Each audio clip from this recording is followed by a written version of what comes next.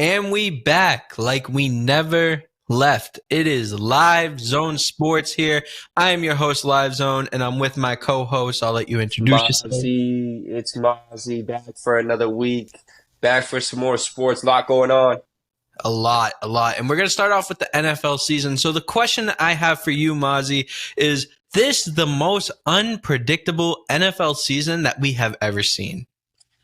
Personally, for me, it's been a crazy NFL season. I don't think in recent memory, I can remember as crazy of a year where it's really anybody's game to get this championship under their belt. I mean, you got top teams going down to bottom tier teams every other week.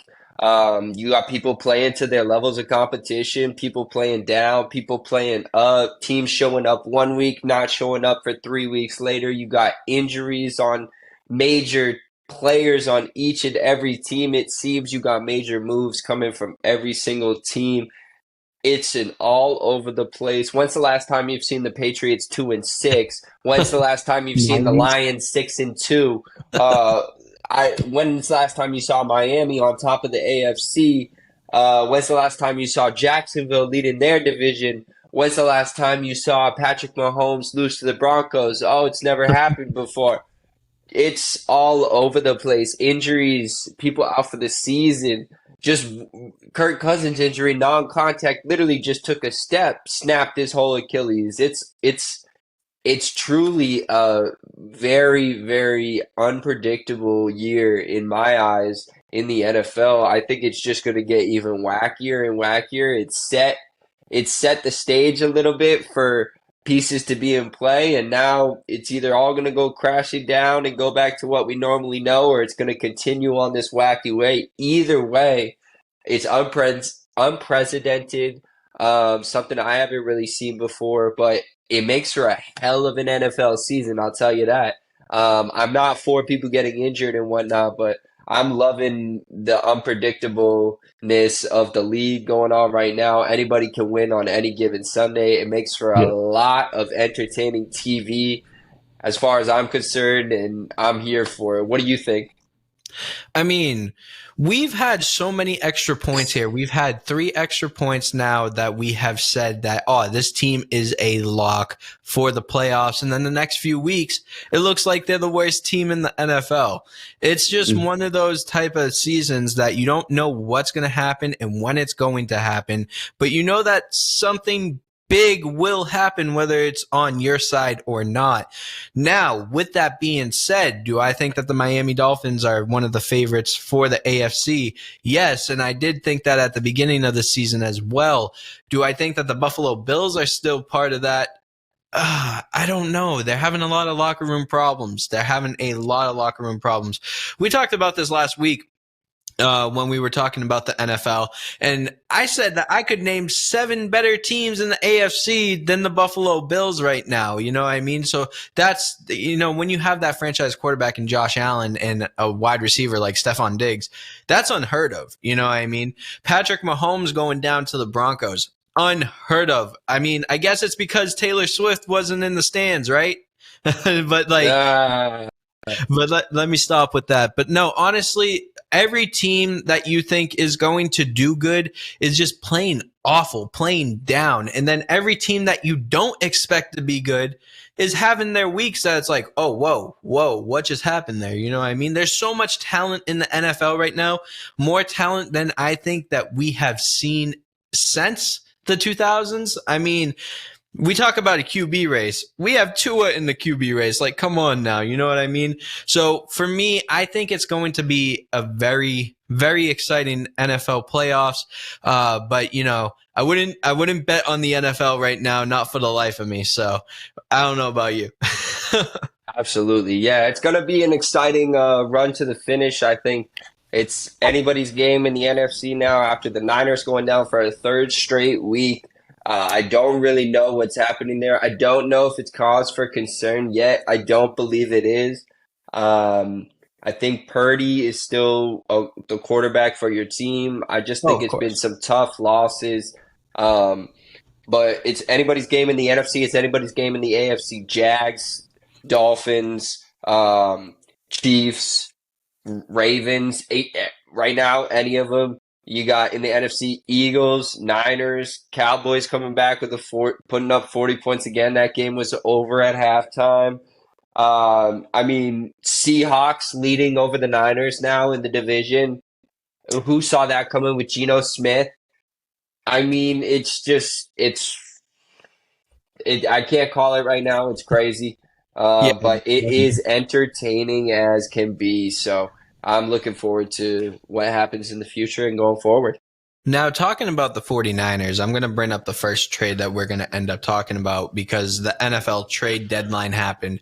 And the first one that we got was former second overall pick, Commanders defensive end Chase Young, being traded to the 49ers in exchange for a third round draft pick. How are you feeling about that? I think it's a win for the Niners, man. I know Chase Young's had some injuries that have haunted him a little bit in his short career so far in the NFL, but I think giving up a third round pick for a first round pick when he came into the league by the Washington Redskins is a steal.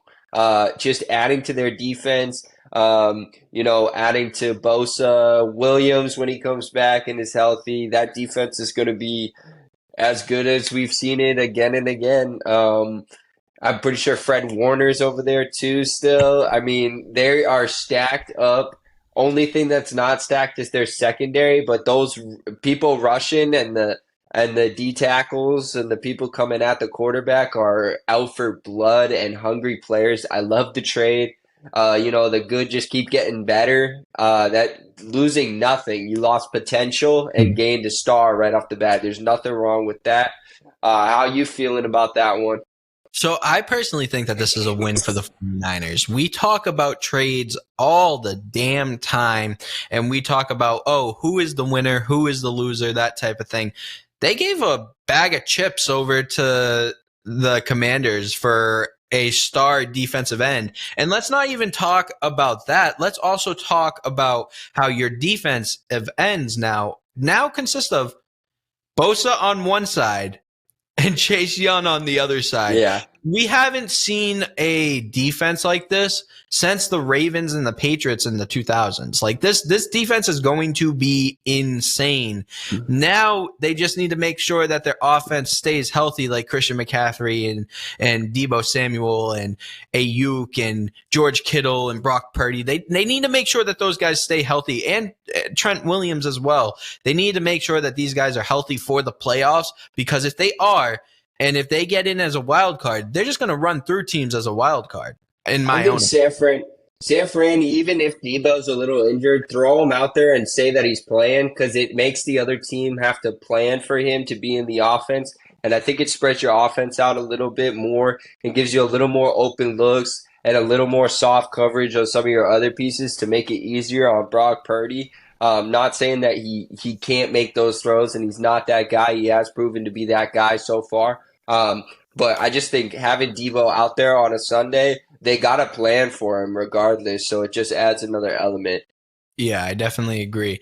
But like we've seen every single part of their offense, every key player in their offense this year, except for George Kittle and except for Brock Purdy, get hurt this season. We've seen Deebo get hurt. We've seen Ayuk miss a game. We've seen Christian McCaffrey get hurt. Like these things, Trent Williams, one of the best offensive linemen in the game right now, got hurt and was out for a week. And I'm pretty sure, I'm not sure if he's even still out or not, but that's my point. You need to make sure that these guys are healthy. If it's healthy, the defense and the offense, there's no way it doesn't win a championship. You have too much talent on that team to not win a championship. And it's not even just on one side of the ball, it's on both sides. So for me, I think that this is still the most exciting team in the NFL when healthy. Absolutely. I agree. It's a well-constructed team when they're all healthy on the field, but when pieces are missing, they do lack a little something and end up falling short. Yeah. And then the next trade that I did want to talk about was the Cardinals trade. So with Kirk Cousins going down and being out for the season, and with Justin Jefferson hurt, the Minnesota Vikings made a great trade. and traded the 2024 sixth round pick over to the Cardinals for Joshua Dobbs and the 2024 seventh round pick. This is a great trade for Minnesota. All right, number one, we talked about bag of chips for Chase Young. That's nothing. You gave a cookie away for Joshua Dobbs, number one. Number two, you upgraded in the quarterback position because now you can get rid of Kirk Cousins and you have a quarterback that you can rely on. Number three, Arizona, what the hell? What the hell are you doing? You had probably one of the most exciting quarterbacks in the league that came out of nowhere, and you've kept Kyler Murray instead that hasn't done anything for you but be injured for 2 years. I don't understand. I thought you should have gotten rid of Kyler Murray. I think this is a big mistake on Arizona's part. But at the same time, New England, you should have gotten in the trade. You should have gotten Joshua Dobbs. You could have, obviously, based off of what we saw with the Minnesota Vikings, you easily could have gotten Joshua Dobbs for a sixth-round pick. I think that this was a huge mistake on New England and Arizona, and I think Minnesota made a great deal. Hey, now Kyler Murray's been great for Arizona. I mean, he gets Call of Duty wins. You know what I'm saying? So that's all that matters. End of the day, right? Getting that KD ratio up. But no, I don't know what Arizona's doing with this trading away Josh Dobbs. I think they could have gotten a lot more if they were in this position and wanted to trade him. They should have gotten a lot more out of it. I know they probably made this trade because they are going with Kyler Murray, and Kyler Murray's set to come back either next week or the week after. If it's the week after, I don't really know who they're going to be starting. Time to call Carson Palmer, I guess, maybe. Get him out of retirement. No. So, and on the end of Minnesota, Kirk Cousins going down. I mean, Kirk Cousins to me always 500 quarterback, 50 of 50.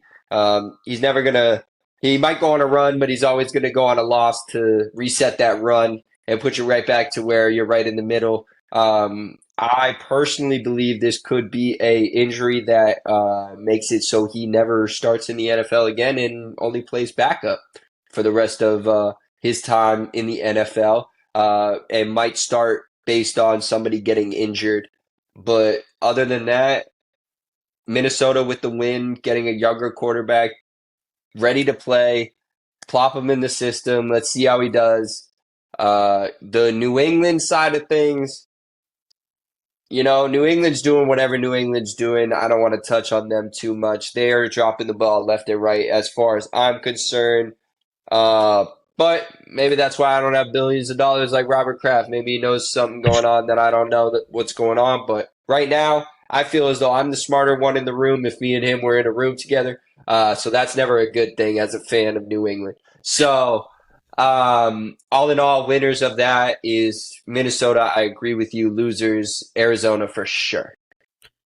All right. So, yeah, I mean, those are the two trades that I wanted to look at. The other thing that I wanted to look at was a signing by our friends over in the AFC East, the Buffalo Bills, signing one hell of a running back after Damian Harris got hurt and signing Leonard Fournette. How do you feel about this? Do you think this puts this back up to where it's Miami versus Buffalo in the race, or do you think it's Miami that won the AFC East?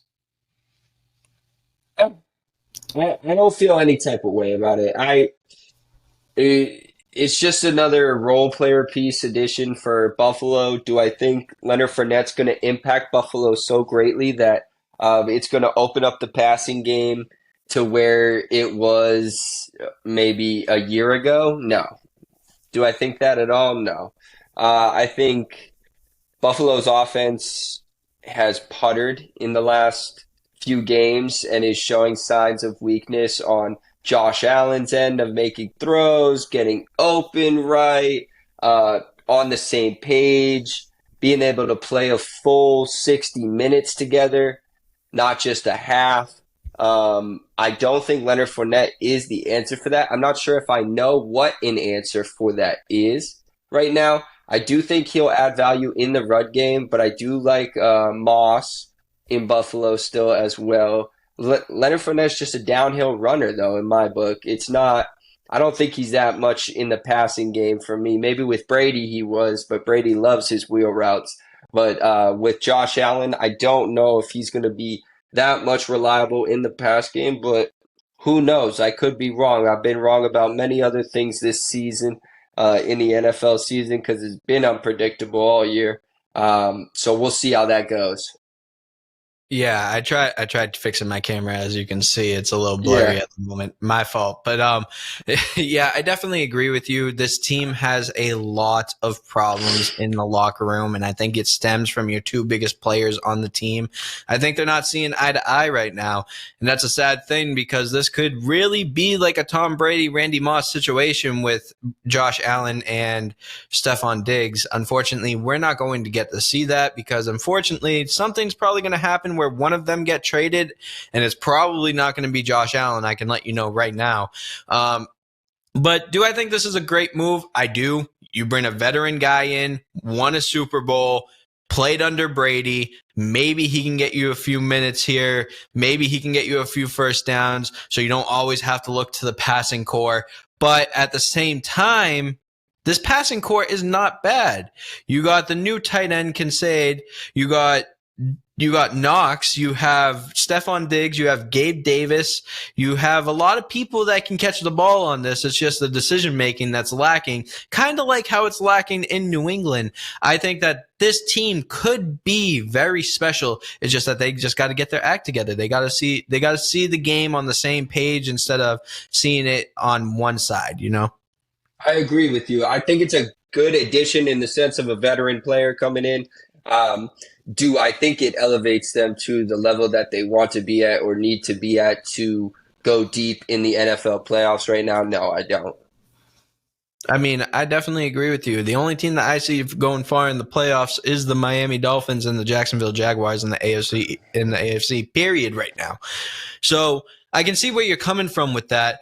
As for the NFC though, how are we still feeling about the Detroit Lions? Did they come down to earth, or are we still looking at them as a top-notch team for a contender for a Super Bowl? The reason why I still believe this Detroit Lions team is different is because of the following reason. The old Detroit Lions would have gone up against these Raiders at home and fumbled the bag and lost the game. But they came into a game where they should have won and they took care of business and they won the game. They did make it a little scary by missing that field goal in the fourth quarter that would have made it 29 to 14, which would have given them almost a more than a two-score lead, but it would have given them a little more insurance. So the Raiders had to get at least 1 2-point conversion if they were to get 2 touchdowns. But they did handle business. They played a good enough game to beat that team on that day. Do I think they played to their fullest potential? No, I don't. But I was very happy in the fact that the Lions actually showed up for a primetime game, a game they should win against an opponent they should beat, and they delivered exactly how they needed to do. However they win, good, bad, ugly, they got the win, and it's on to the next week. And let's see where we go from here. And that's what I'm very happy about.